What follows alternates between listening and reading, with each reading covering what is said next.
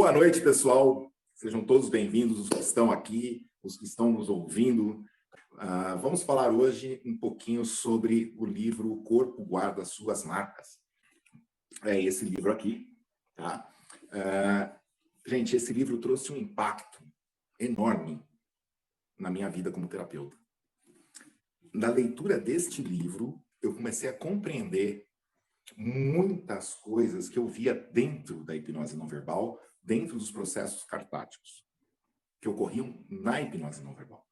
Também esse livro, em que pese não ser baseado na linha de Reich, né, ele acaba comprovando muitas coisas que Reich falava na sua obra. E eu, conversando com a Lilian, a gente resolveu montar um grupo de estudos sobre esse livro. Esse grupo de estudos vai ficar aqui, né, com o pessoal do Prática da Mente. A gente vai gravar as aulas, vai ser aqui pelo Zoom, e vai ser muito legal, entendeu? Porque, assim, nós vamos nos aprofundar capítulo por capítulo, estudar tudo que ele está falando aqui, né? E vai ser uma jornada muito bacana, muito bacana. E eu vou falar um pouquinho agora do que mudou. Quando a gente fala de... quando eu via nos pés aquela joanete enorme, dedos virados para baixo, calos, né, unha encravada, eu sabia que a pessoa tinha traumas. Mas eu não tinha ideia da profundidade do trauma dentro do inconsciente. Uma das coisas muito interessantes é com relação à memória traumática. A partir de um evento traumático, a memória congela ali. E a pessoa não consegue mais registrar muita coisa depois daquele evento. E aí, toda vez que ela acessa, é como se ela estivesse vivenciando novamente o trauma, mesmo que se passasse 20 anos, 30 anos do ocorrido. Quando ela lembra, ela volta naquele momento. Exato. É como se não tivesse ocorrido nada na vida dela, não fosse registrado nada na vida dela depois disso. Ela não consegue registrar, porque ela dissocia do próprio corpo. Então ela começa a se enxergar de fora dela mesma. Ela perde o contato com o próprio corpo. Por isso que esse livro fala: o corpo guarda suas marcas. Porque ele mostra essa dissociação, né? E essa dissociação é muito dolorosa, ainda mais dentro da hipnose não verbal, onde existem toques. Porque o toque dispara os traumas de forma tátil. Só de compreender isso já valeria esse livro, mas esse livro não para por aí, né? Inclusive, eu trouxe para vocês um negócio bem legal. Imagina que isso aqui é a vida de uma pessoa, né? Uma linha. Em dado momento, né, acontece um evento traumático. A gente dá um nó. Então, nesse momento aqui, ocorre um evento traumático. E aí o que acontece? A pessoa começa a girar em círculo. Ela fica presa nesse evento. Só que a tendência da vida é prosseguir.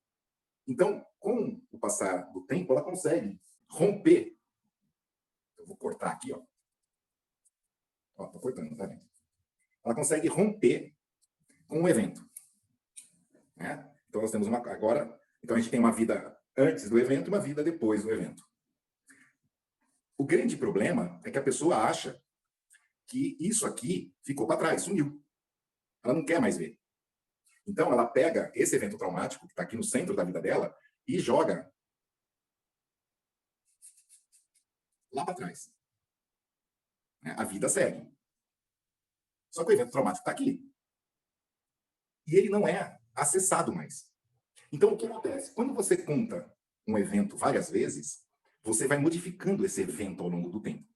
Mas se você nunca contou nada sobre esse evento, ele está lá, imutável, independente do tempo que tivesse passado aqui dele.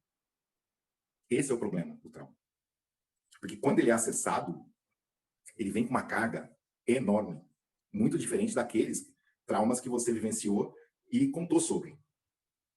Então, esse aqui é perigosíssimo quando vem dentro da terapia. Porque ele vem com uma força muito grande, com uma força original, presa lá. Quando esse evento se dissipa, ele se dissipa de uma força enorme, a ponto de gerar dores psicobiofísicas. É quando a pessoa desaparece da terapia.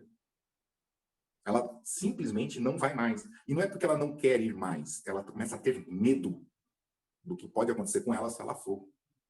Não é só medo do terapeuta, é medo do que aquela terapia vai causar nela.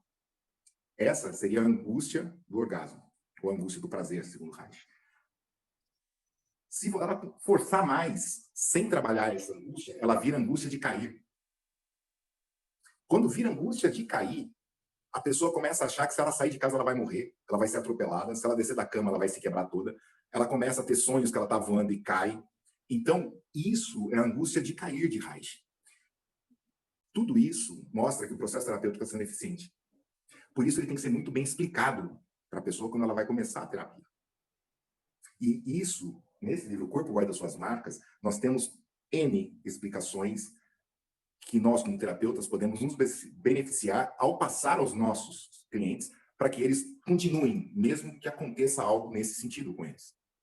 Essa também é outra chave disso. E o evento traumático, gente, ele ocorre em 3 características para formar esse nó. Intensidade. Então, é o grau de força que foi colocado ali, em primeiro lugar. Segundo, pela figura de autoridade. Então, não é qualquer pessoa que pode causar isso. Ela tem que ser uma pessoa que seja para aquela pessoa traumatizada uma figura de autoridade. Seja paterna, seja materna, ou seja um tutor, ou seja um professor. Né? Mas sendo uma figura de autoridade, o trauma pode ser gerado. Pessoas iguais, nem tanto. Porque uma pessoa que é igual a você, ele fala uma coisa para você, você falou outra coisa para ele, acabou. Agora, uma pessoa de autoridade falando de você é diferente. E duração. Porque uma coisa é cala a boca, a outra coisa é cala a boca toda hora. Uma coisa é você é burro, hein? Outra coisa é você é burro toda hora. Então, são 3 conjunções que geram um trauma. Que a gente pode chamar de estresse pós-traumático, por exemplo. Um trauma que chega a ser classificado como estresse pós-traumático. Então, são 3 características que Reich já denunciava nos livros dele. E Bessel, no livro dele, deixa claro. Agora, surgiu o nó. Como é que a gente desfaz esse nó? Porque, aparentemente, parece que a corda, foi rompida. Mas, como eu disse, esse nó está lá no fundo. Como é que eu desfaço esse nó? Esse nó, ele tem uma linguagem verbal ou uma linguagem não verbal? Ele é lógico ou ilógico? Porque se você perguntar para uma vítima de trauma, ela sabe que ela tem trauma. Ela sabe que o que ela está sentindo, racionalmente falando, não faz sentido, mas ela não consegue parar de sentir. Porque ele está numa linguagem que não é racional. Essa linguagem que não é racional é uma linguagem que a gente usava do 0 aos 2 anos. É uma linguagem não verbal.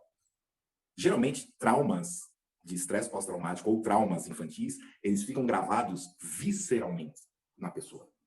E esse conceito de gravado visceralmente, eu só consegui ter a ideia dele e do que Reich falava a respeito e assim a tradução disso como vivência visceral nesse livro O Corpo Guarda Suas Marcas. Então, para quem lê a obra de Reich, pega um livro desse, é maravilhoso. Você consegue entender todo o processo de Reich e o que Reich trabalhava. Então, é muito bacana isso. Mas, voltando, como é que eu destravo isso? Infelizmente, gente, não tem outro jeito. É através do processo cartático. O processo cartático, ele começa com movimentação, espasmos, e, de repente, isso vai ficando cada vez mais forte, Os espasmos vão ficando mais fortes, e o nó desaparece. E o que antes parecia que era uma cisão, não é. É uma corda inteira. Tá? Então, o processo é esse, mas não é fácil. Então, esse é o grande barato. É a gente compreender processos que trazem essas vivências que podem causar alterações viscerais, não que vão suprir as que a gente não teve, mas que vão dar um ponto de partida como referência para as próximas que poderemos ter. Esse é o X da questão.